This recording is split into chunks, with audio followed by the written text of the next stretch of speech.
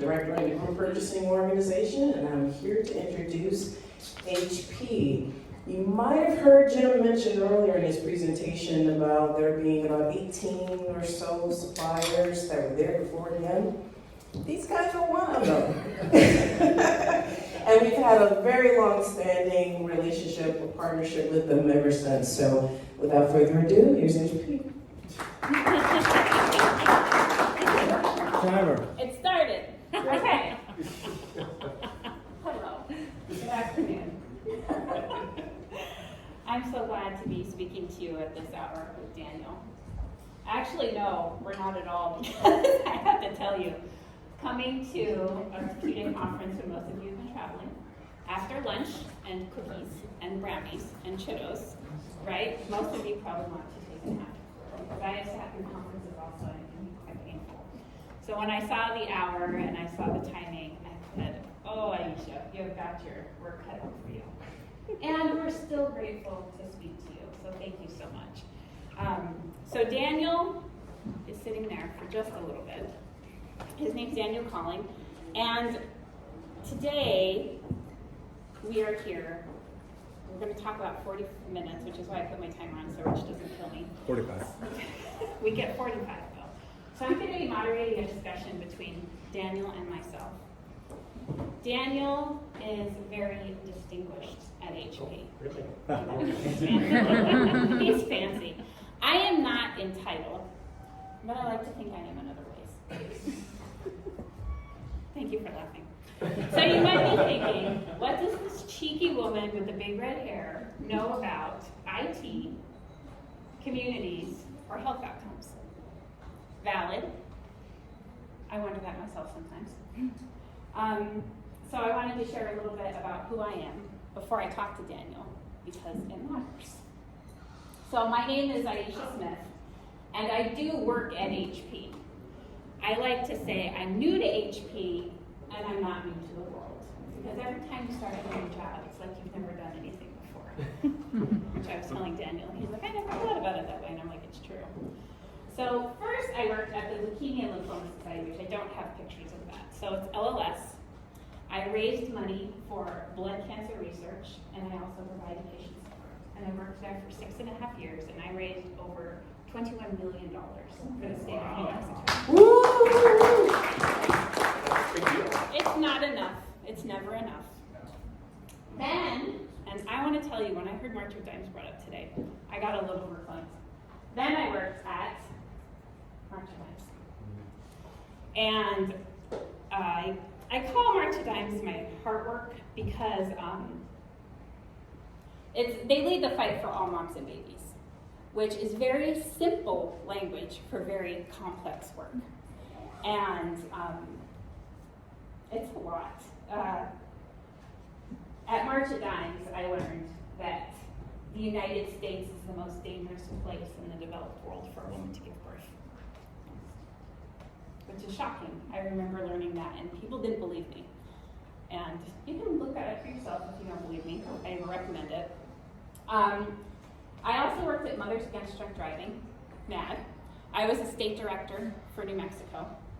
And what I remember most about that job was that I navigated a maze of politicians, law enforcement, legislation, families, and a tremendous amount of grief. And so that was very eye-opening for me on every level as a human. I was not the same after I left that. So at March of Dimes, really this is the big hard work that I did. So I want to invite you to story time with Aisha. And thank you for coming, even though you didn't have a choice. And you did not Everybody. Yes, so I was doing our March for Babies. This is the actual pictures of the event. And you probably know about it. It's a fundraising walk. Every nonprofit has it. So we were doing our corporate recruitment event. Here it is. This is actual pictures from the event, 2019. It's called Babies, Business, and the Bottom Line, because it's expensive. And when things go wrong, it's expensive. Trillions and trillions of dollars. 2 babies can cost millions and millions and millions of dollars. So I sent invitations, and I was doing follow-up calls. which you do. You follow up. Are you going to come? Can I mark you down? One call will stay with me my whole life until two things happen.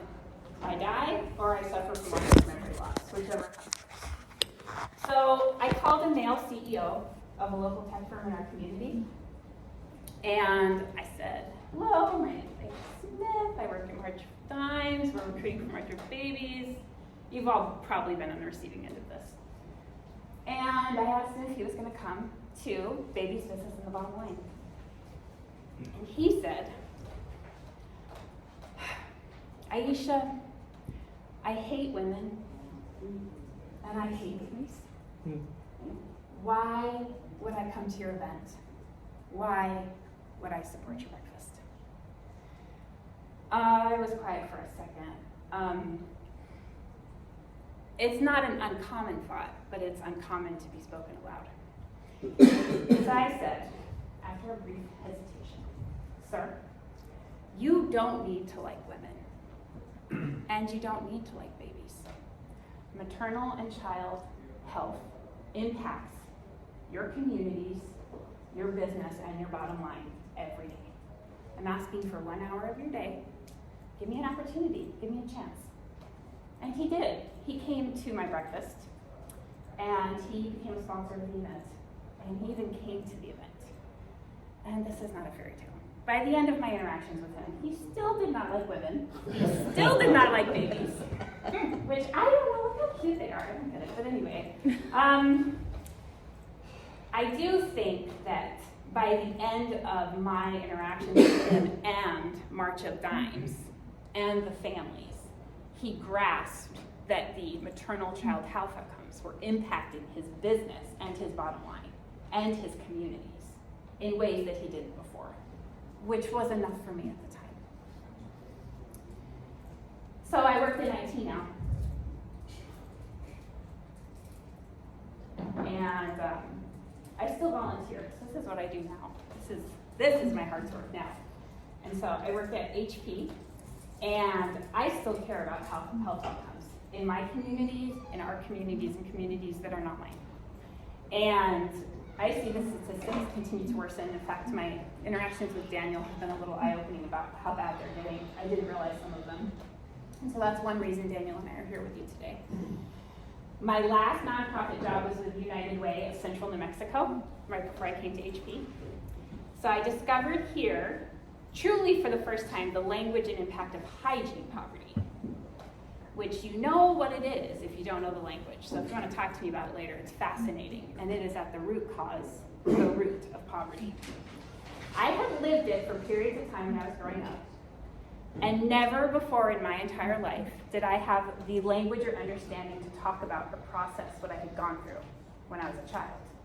But all of this led to the launch of Laundry Love in New Mexico, which we started with 1 at the beginning of the pandemic, and now we have 9, which is fantastic. And I also want to share what I told Daniel. 2 weeks ago, we had a donation of $17,000, and now we have underwriting for the entire year of 2024 from a bank in our community. So we will be doing laundry for us. I'm very excited. So, which impacts in the smallest of ways, because at Laundry Love, we use data to drive health outcomes in the smallest of ways, which leads to large ways, because that's how it works. So all of these experiences came with me to HP, and I researched HP. I researched the culture, the giving, the people. It mattered to me where I worked a lot, and how lucky am I that I got to choose. It matched my core belief systems as a person.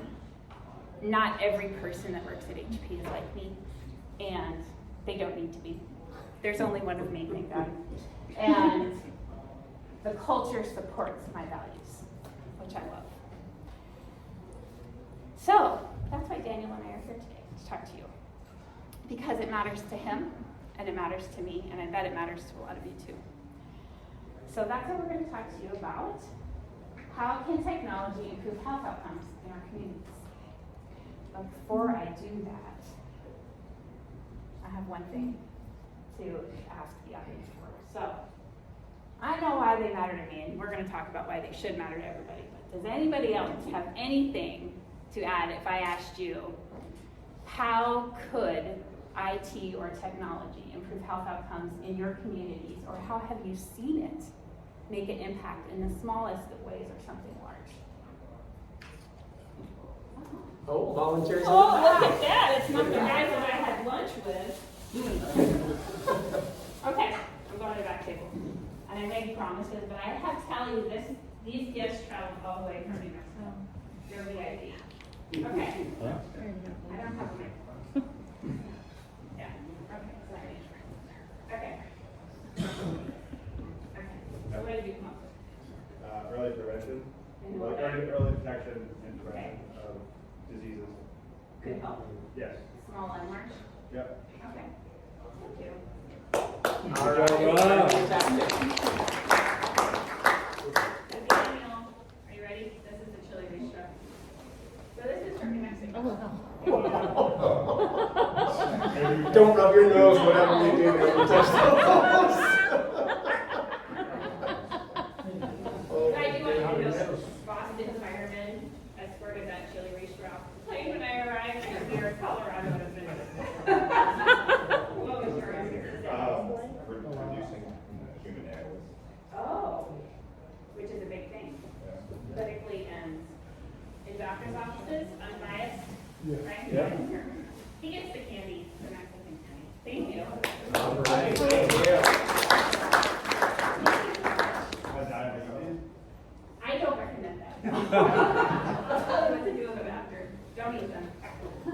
If he does, then we're ready to take him to the emergency room. Okay, so now I'm going to talk to Daniel. So thank you so much for participating in that. And I'm going to give you this. Oh, so thank can you. go through your Thanks, Aisha. slides. Okay. Can everyone see us? There's this pole, of course. I tried my away. best. So maybe if you wanted, there's this lovely table where you can see what us talking. Totally up to you. We tried. Yes, you do. We tried. Okay. All right. Hi, Daniel. Hi, Aisha. Hi. So I teasingly called you distinguished. Okay. But you really are. You have many initials after your name. Okay. So how did you go from, you still are practicing on RN. You Correct, are I in am. Canada. That's correct. And how did you do that and end up at HP, doing what you do now? It's an interesting journey. So if I go back 27 years, the keynote speaker pointed to me and she's like, he's way too young. So I have great genetics. I'm blessed in that sense. But 27 years ago in Canada, 29 years ago, I had this dream that I wanted to help people, help our communities. And I come from a huge family. There's some of my Canadian fellows. Where are you? There we are. You're very familiar to big families. So 7 girls, 3 boys. And so we have, it was really instilled in us to help others. So in my mind, I was like, I'm going to be a physician. That's what I'm going to do. They help people. And I was good at science. And what I did was I realized once I started to be in physicians' practices or physicians' offices, there was very little interaction with the patients. And at that moment in time, I decided I'm going to be a nurse. So I graduated out of 530 nurses. There were 2 of us that were males. If you remember, nurses used to wear caps when they graduated, as well as when they were working.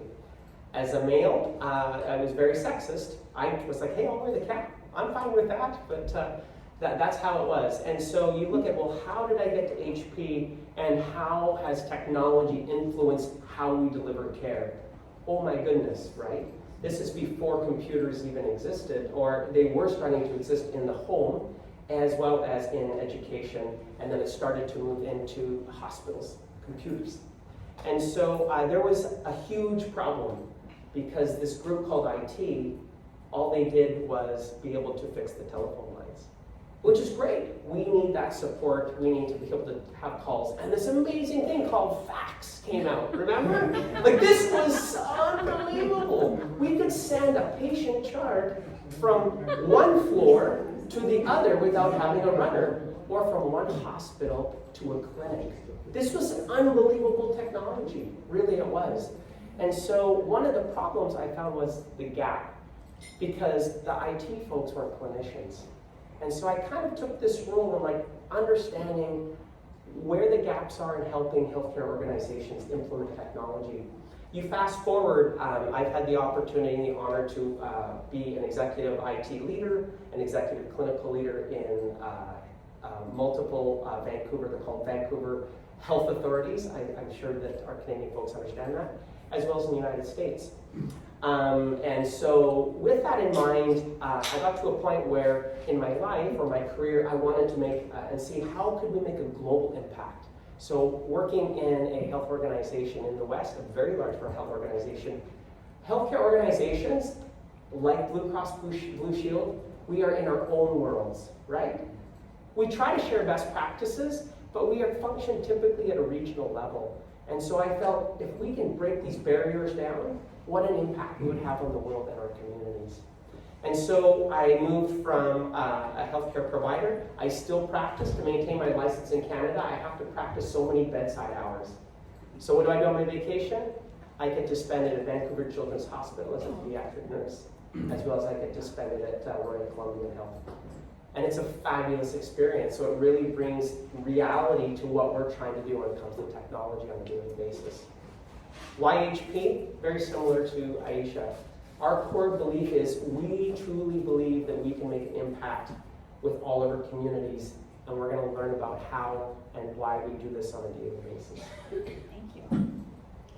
Daniel, both Blue Cross Blue Shield and HP have global presence. And I referenced about maternal child health, and I wasn't the only one who did today, which was lovely, unfortunately. When you look at the US and then compare it to other countries, what stands out for you? We aren't doing great in the US. In fact, we're actually pretty terrible. If you look at the numbers here, you can see we have $860 million were spent in 2022. 61% of us have a chronic disease. And what we learned throughout the pandemic was this word, right? Comorbidity. Everyone's like, what is that? A comorbidity? And you look it up and you're like, oh, is that me? What am I doing when it comes to having, what do I have a chronic disease? Am I healthy or am I not healthy? And unfortunately, certainly the challenge that we have in the United States is we have $3.8 trillion going into healthcare. It costs $12,000, you can see here, $530 for every single patient. That's a lot of money. That's 18% of our GDP. So you say, how are we doing in the US versus Canada? So I'll talk about that in Canada as well as Japan, but let's focus on Japan. Okay, in Japan, they spend $4,360 per capita. Now, think about that. We spend $12,500 and Japan spends $4,360. You're like, well, Daniel, come on. They have their population is healthy, and it must be because they have a younger population than us, right? We know that's not the case. Japan has the largest aging population in the entire world. So, if you did not know this, over 38% of the Japanese population is over 60, compared to only 17% in the US. And yet they're only spending $4,360. So, okay, how long do Japanese people live? They went from 45th in the world, 45th in the 1960s to number 3 this year. The US did really great up until the 80s. And then the US, for the first time in the history of from tracking life expectancy, we are actually decreasing our life expectancy this past 4 years. The United States has moved from 80.1 years old to all of us here, if we continue this journey, we are only going to live to 78 years old. That's shocking. So what is happening? Okay. How did Japan do? They are now 84 years old. And now our wonderful Canadian folks, they're like, how is Canada doing? I want to know, Daniel, tell us. Right? Canada is still right near Australia. So Canada's life expectancy is 82.4 years old. Wow, and Canada's spending less money delivering healthcare services. So someone mentioned preventative and proactive. Okay, so that's kind of where we sit. You can read this quote. It's pretty alarming, but I think it's really resonates when it comes to Warren Buffett saying, healthcare is a tapeworm on our society. So I'm a firm believer of providing this kind of a shock because we need to change and we have to do it differently. I want to say thank you, but I just found out that my life expectancy is going to be much shorter. I don't know if I want to still be here today, right? Yes, okay. And so I'm going to die younger, and it's already really expensive to be alive. And healthcare, and I don't say this to be cynical or it's not an understatement, it's unaffordable for a lot of people. It is unaffordable. And for many, it's very profitable. So where's the money going? Where is the money going? Let's break down the dollars now. Blue Cross Blue Shield, this is your business, so you should know this quite well, right? So we have procedures. This is positive revenue coming in. We have, of course, an incentivization to do better for our patients, which is the HCAP scores. We moved and we decided to distribute this is through CMS, Clinician and Group Consumer Assessment of Healthcare Providers and Systems, known as GCGAP scores. We're moving to a value-based care model, which is incentivizing instead of penalizing nurses and physicians being able to deliver care, which is wonderful. On the negative side, here's the challenge. There's a lot that goes here, right? So we have staffing. Wow, holy smokes. What's happening with the US when it comes to nurses not staying in that profession or coming from nursing school and going and say, hey, I want to be a nurse. Or physicians staying. The other is, you can see here, no-show rates, reduced reimbursement rates, and the payer mix. Now, what is a healthy balance for a healthcare organization on average in the United States, right? Take a guess. What's a healthy healthcare organization doing right now in the US? Anyone know? Throw out a number? 10%? Yes, 90-10. 90-10. Oh, wouldn't that be great? It's right now 2 to 3%. That's what's 2 to 3%. HP, we wouldn't be in business if we had margins of 2 to 3%. And worse, how can we reinvest in technology or better improvement to patient care? That's significant, right? So these little bit of help that I show here for Aisha and for the audience, there's a little bit left to be able to reinvest and invest in technology to make an impact. Okay. So a note for the audience before I ask the next question, because it does center around COVID, and I know there's a lot of fatigue, and we were all impacted. Some still are, many still are actually. We did see accelerated growth in the areas of digital transformation, which we've heard a lot today, and value-based care. So my question for you is, how are we in the United States moving towards a value-based system? Value-based care system. Yes. Thank God, it's finally happening, right? I a lot of people are going, yes, thank goodness. Sorry, I shouldn't say thank God. If anyone's offended, I apologize. Thank goodness. You know, if you look at here, you can see here, by 2023, 65% of all patients globally will interact in a digital format. This summer, I was able to be at Vancouver Children's Hospital, and it was the first time when I was with my peers, there were 5 generations of us nursing. 5 generations! That's amazing. We had somebody that still wanted to nurse. She was phenomenal, Joanne. So she was actually 72 years old, still nursing. We had somebody in their 50s. Myself, I'm an X generation. And then we had millennials and Z generations. So what does that mean? We have this broad array of what the expectant technology is used to be able to provide patient care. So this digital transformation, what does that even mean? All these people, digitize. What? Come on, like, it's tough, right? What does that mean, Aisha, and to everyone here? There's this journey that we're all on, and now they're calling it Health 3.0. But essentially what it means is looking beyond our interactions with our patients. When you go see your physician, they only see you for 10 minutes. If that, right? I hope when you see a nurse practitioner, they see you longer, They do. right? We have a different methodology of practice. But with that being said, what we've been able to do is moving to a digital transformation of this wraparound of not just the front door, but the side door and the back door.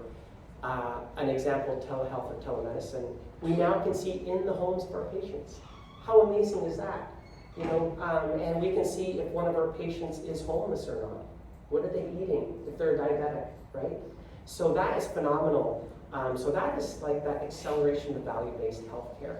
So you're probably going to ask me. Yeah, don't interview yourself. Okay. Otherwise, why am I sitting up here, Daniel? Okay. So, when many people hear HP, I hope they think of incredible PC printers. It's so funny because we both work for them. We see a lot of HP printers and Yeah. PCs and printers in the hotel, so we appreciate We you do. using our technology. And you've talked about value-based care, Okay. where the U.S. is going, where we need to go, maternal child health. And this Aisha wonders, what does value-based care mean to HP when HP does printers and PCs? So, what I'd like to do is just share a story, and I think that really will resonate, and this is what value-based care means to HP. So to understand what we mean by like outcomes-based or value-based care, here's the family here. Her name is Stephanie Starks out of Phoenix, Arizona. That's where I live, and two beautiful daughters. Isn't that a gorgeous picture? You know, and they're super happy. She's pregnant. Stephanie, she had a super healthy pregnancy. She was actually featured, you probably have this in Massachusetts, like Good Morning Massachusetts or Good Morning Boston. So she was featured in Good Morning Arizona as the star pregnant mother. She was very careful with her prenatal care, and she was featured in a New Mother's magazine. And she wants to share this story with the world. So she was interviewed, and everything was going really well with her pregnancy. And so she decided she was having such a healthy pregnancy, she's going to give birth in her home. And so she had a great delivery. This is baby Gemma. Isn't that cute? Like, so precious. And that night, Gemma's older sisters were super excited. Mom and Dad were able to lay down in their bed, peaceful, thinking, hey, we have a new addition to our family. Not long after that, baby Gemma stopped breathing. And Mom and Dad, of course, called 911. Before you know it, moments later, Stephanie was suddenly standing in the NICU in front of her less than 24-hour newborn baby. And Stephanie and her husband, you know, they had no idea what was wrong. The baby it was a flawless pregnancy. They gave birth in their home, but they did know that her life was at stake, and she probably may not survive another day. So at Phoenix Children's, all of the doctors were speaking these big terms, right? And using these medical terms. And Stephanie is an educated woman. She has a university degree, bachelor's degree. Her husband had a master's degree. And so these huge words that they're using. And then a pediatric cardiologist came up to them and said, and they didn't even know there was such a thing as a pediatric cardiologist. Said, you know, your baby has, now get this, right? Let's see if you can read his wonderful handwriting. Pulmonary atresia ventricular septum. You're like, that's a pretty big word, right? So pulmonary atresia intact ventricular septum. And so they still didn't understand what they were saying, or he was saying. And so instead, he drew out this wonderful diagram. No. Like Aisha, you've seen this already. No. Can you, you haven't? That's right, I didn't show you. I waited till. Can you understand what this is? Anyone here? No one else is a physician, nurse? Do you understand if this was your baby, what's going on? No, right? So they were terrified. And so trying to explain in words, you know, this basically meant that baby Gemma was missing half of her heart. So it's a very, very rare condition. 1 out of 20,000 infants are born with this. The most difficult part is because any surgical procedure that's done is so rare, it's very difficult because you can't do this in a sim lab, right? Sim labs are where physicians and surgeons practice that type of surgery. All right, so without even knowing there were surgeons that could operate on little infants' hearts, Stephanie and her husband, they quickly met with their pediatric cardiothoracic surgeon. And as Stephanie and her husband paced the floor, he came up to them. There was this nurse that came up to Stephanie and her husband and said, you know, we've already been able to practice on baby Gemma's heart. And they looked at each other, how's that possible? The baby's in front of me, like baby Jem is right here. And so what she didn't make any sense, but what they were able to tell her is they handed the 3D printed anatomical model of baby Jem's heart into their hands and said, this is what we practice on. And they explained the condition. And knowing that, mom and dad knew, at least felt at peace that they did everything possible to prepare for this really rare surgery that's going to be done. So the surgery was done. This is the first open heart surgery. And what I'd like to do is, in Stephanie's own words, I'd love for you to hear the rest of the story. When we held that 3D print, that was actually the first time we understood her condition.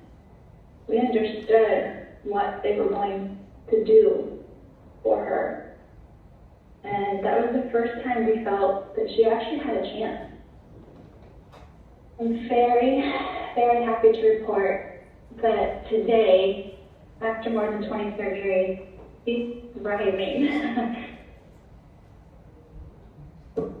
That heart model has continued to inform our journey. This is Gemma showing her kindergarten class last year all about her special heart.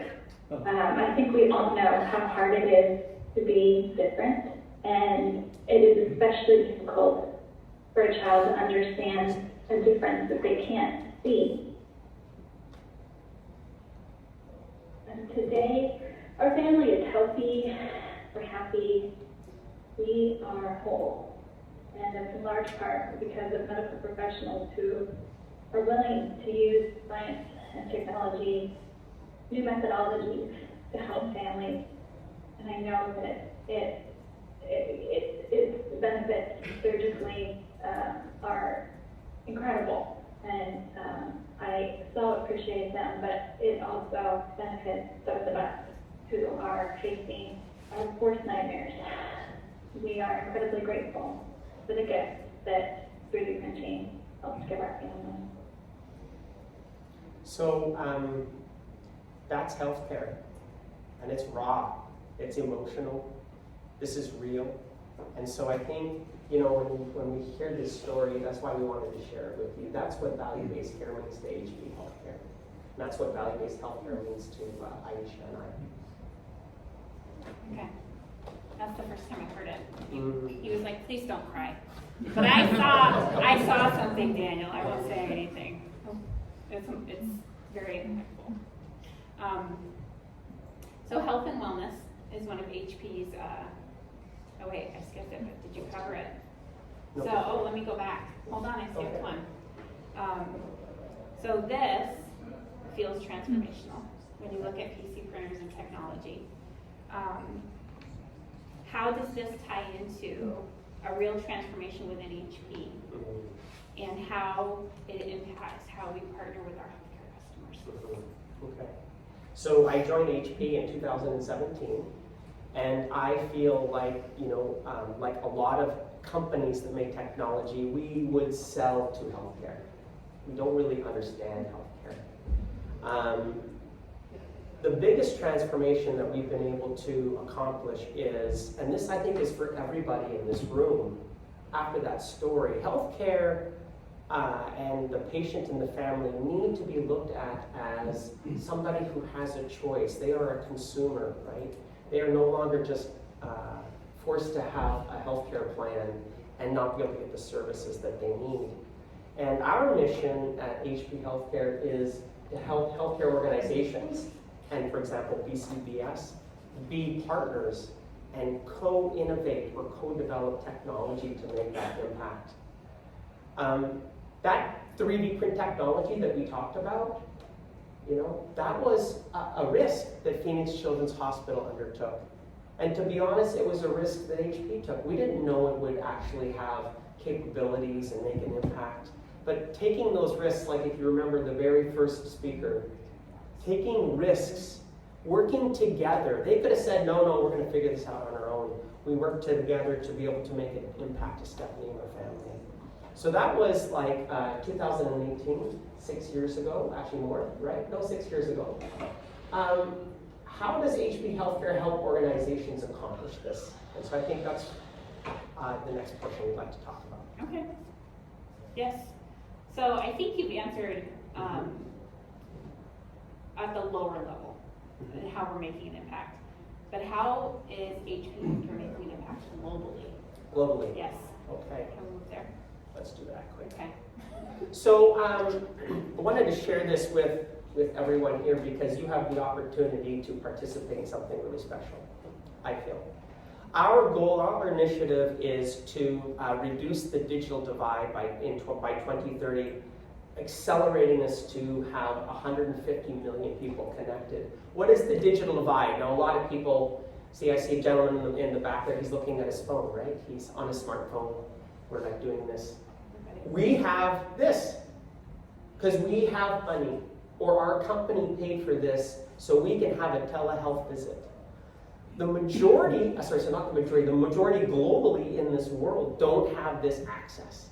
They don't have access to services. It'd be wonderful if we all had 5G, AT&T availability, but that's not the reality, right? In the United States, less than 41% of all of us in the United States don't have access to broadband. And what's worse is it's like the people that are the most dependent, that need the most when it comes to historically underrepresented communities, it's over 60% of them don't even have the education or the skills to access this. Remember we talked about digital transformation. You can't access it, it doesn't matter. So all of us imagine we're on a train. We're about to board a train, right? I'm going to take half of the room here, half of the room here, and half of the room here, right? What does the digital divide mean? That means the train's going by. If you get on that train, you get to go to your destination, right? The problem is guess what? This half has a ticket. You get to go through, you actually know how to buy the ticket. You have the education, right? And then this half doesn't. Maybe you don't know how to, but you may not have the financial means. That is what you call a divide. So how can we fix this problem? And this is what I'm talking about. This is our commitment. And so there's a video we'd like to share. We have started in the United States and Morocco and South Africa last year. This year we've expanded it to Malaysia. We've expanded it to Hong Kong. You think Hong Kong, they're very connected digitally, right? As well as Norway. And so you have, what we're doing is through the HP Life Foundation, co-developing technology solutions to make this connection. We're going to watch a video to see how that really has happened.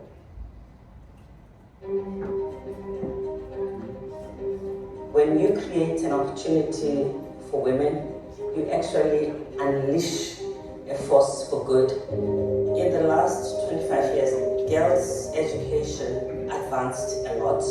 However, there are 263 million girls who are out of school. So in some way, our best has not been good enough.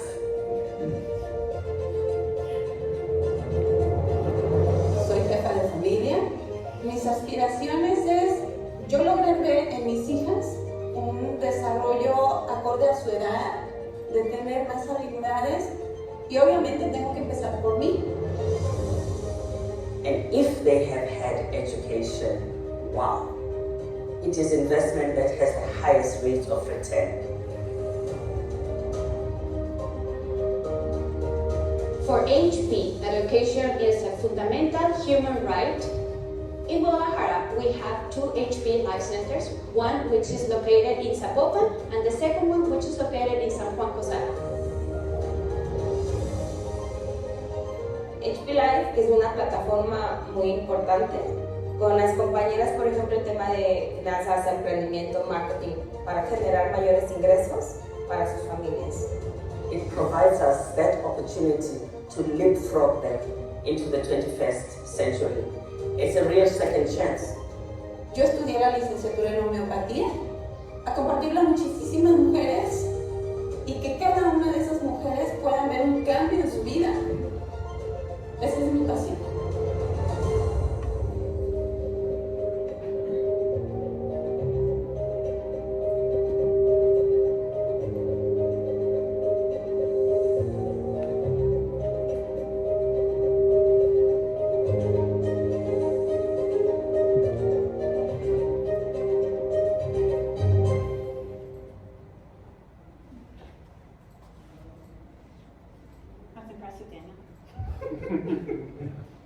Yeah, it's beautiful. It is. My question, I'm very community oriented, is, so that is global. What is the outcome of this? And also, what is HP Healthcare doing to address real healthcare challenges that people are seeing every day? And this is real, and I also mean real. When you talked about cell phone access, where I come from, when you asked me that question, I said 67% didn't have access, because that's what it is in the state I live in. So people have to travel to different states to give birth. So can you talk a little bit about that? So this, as you can see, this is a global program that we've launched. We've had just tremendous success, and being able to go to Mexico and meet these moms and their families, you know, that's what it takes to break down these walls, right? To have that digital divide slowly, piece by piece, be able to add those steps. If that's I think a good analogy. These steps so that you can get over that water, and everybody can be on the train. Everybody gets a ticket to get on that train so that they can have access to healthcare and access to meaningful healthcare, and then access to an education. Aisha asked when it comes to a local level and the outcomes that we had. So the story you saw earlier of Phoenix Children's. There's a gentleman there, his name was Dr. Justin Ryan. 3D print was just in its infancy, and all of the applications, most were like for anatomical models or education purposes. And so they at Rady Children's like, well, how can we make this so that it's across the nation? What can we do at Rady Children's so that other children's hospitals can utilize 3D print for their surgical teams, for biomedical implants? And so what we did is we partnered, joint IP, or co-developed a 3D innovations lab that is for extended reality, 3D print applications. So it's no longer just on the side here, but it's the main workflow of the clinical care teams. What is the impact it's had? I think, I'm going to jump ahead, because you have to measure these outcomes so that they can have an impact. The first is we were able to reduce the no-show rates.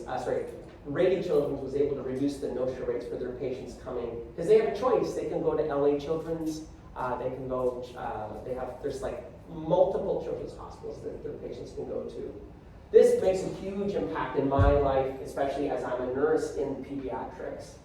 The amount of fluoroscopy radiation that chemo, like children undergoing chemo, have to continually, when it comes to cancer treatment, undergo. And so they were able to reduce this by 7 minutes. That's significant. And then lastly, okay, what's the bottom line, right? We talked about numbers.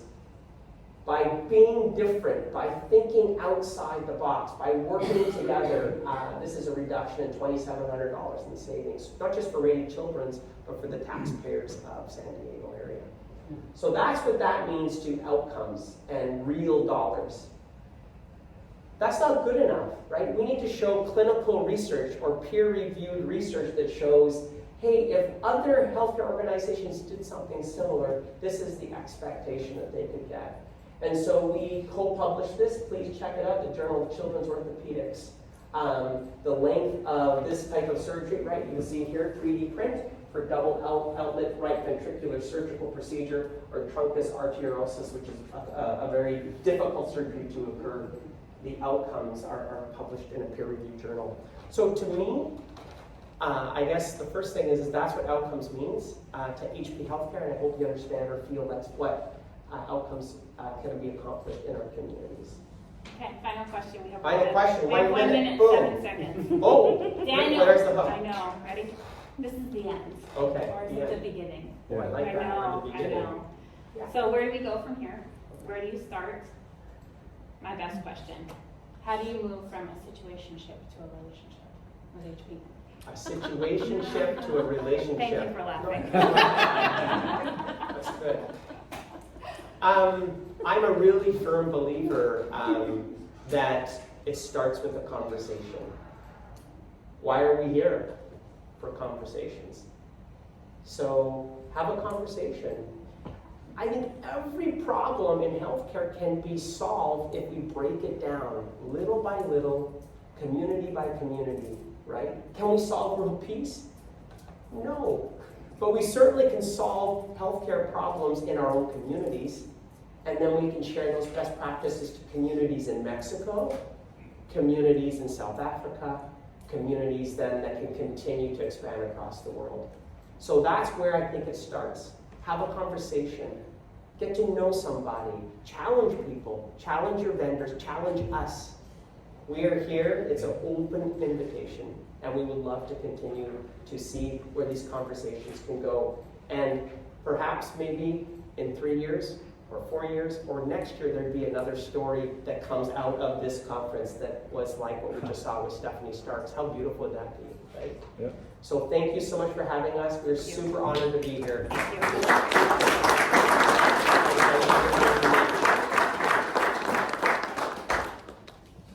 Any questions?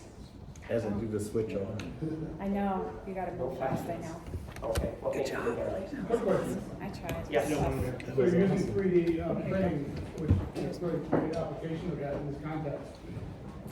Is the next step here, and I don't know anything about the metaverse, like creating the environment for operating theater? Sure. So you can practice the surgery itself. Would that add value to this kind of application? Well, I won't go into the metaverse. However, when it comes to a platform that can be utilized for all 3D applications, absolutely. So we're seeing a revolution of how can we mobilize from like CT imaging, MRI imaging into practicing complex surgical procedures, and then have that so that that's part of the clinical workflow. I can say this because it's public knowledge. So we worked with Mayo Clinic to do just that. Mayo Clinic is a world-renowned health organization. If you haven't heard of Mayo Clinic, I'm like, really? Like, I think everyone here has heard of Mayo Clinic. And so with our joint IP investment, we said, okay, can we have it so that surgeons in their hospitals in Europe can perform collectively or collaboratively the same surgery in Europe as they are in Rochester, Minnesota? That's done through a platform, right? I'm not going to talk about the metaverse because that's the platform that we're not utilizing, and it has a lot of problems, right? The biggest problem is security. So you have to ensure that cybersecurity is utmost at the forefront. But we will continue to see these applications. One example as well, which is amazing. So during the pandemic, we saw the first remote robotic assisted surgery in Korea, which was assisted by surgeons at Johns Hopkins Hospital. Isn't that amazing? How did that happen? At first was a conversation that had that bridge, and then they were able to do and work this together. So clinicians, I'm going to put on my nurse's hat. We are now technologists. We're not just delivering care, and we don't want to fight IT. Like, we want to help. We want to make an impact. And we want you to also help us as well as other partners. Another question. Kimberly. So, great work that HP Life, HP Healthcare is doing. Yeah. And I see this mostly in the social responsibility space. Yes. Are you guys partnering with other healthcare entities to bring your messaging out there for more globally? So from that perspective, for social determinants of health, our relationship is with the United Nations. And so we are a small part. There's many companies that have stepped up, but I'm very honored that we are one of those that have stepped up. And one of the first actually technology companies to step up so that the United Nations can accomplish their 17, so they have 17 goals on sustainable development. Sustainability is not just climate, right? There's 17 goals the United Nations is trying to accomplish by 2030, and we want to help our communities at the local level as well as the global level accomplish those. So that's the vehicle that we're utilizing, and we have a company we have partnered with specifically called Aspen Digital. Just Google it, Aspen Digital and HP and the HP Life Foundation. That is a foundation that we have to be able to be a financial vehicle for these goals to be accomplished. Practical examples I could give Kimberly. NYU Langone, we've done a joint venture to bring accessibility So that's in a very urban setting, right? And then we go into the rural settings of like India. So we really try to see at the community level can we make an impact. Is that helpful? Yes. Did that answer? Any other questions? People are packing up already. They're like, we are out of here. Thank you so much.